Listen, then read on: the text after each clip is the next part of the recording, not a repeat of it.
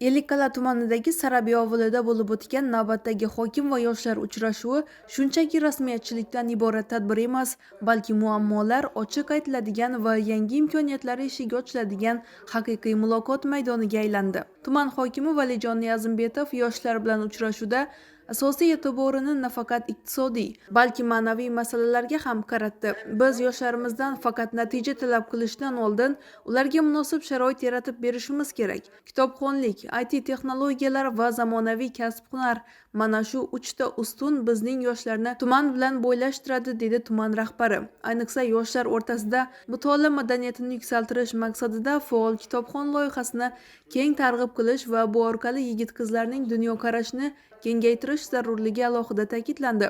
Muloqot davomida Sarabiy yoshlari o'zlarini qiynayotgan eng dolzarb masalalarni ochiq-oydin o'rtaga tashladilar.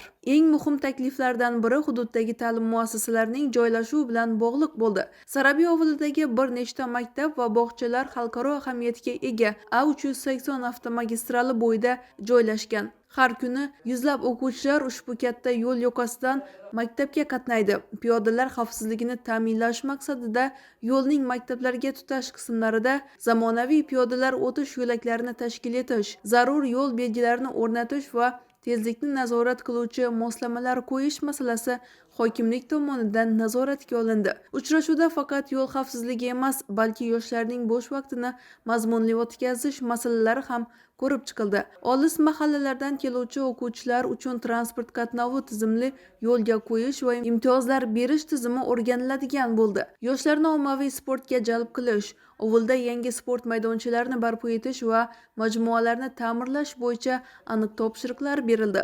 Uchrashuvda har bir murojaat bo'yicha mas'ullar belgilanib, ijro muddatlari qat'iy qilib qo'yildi.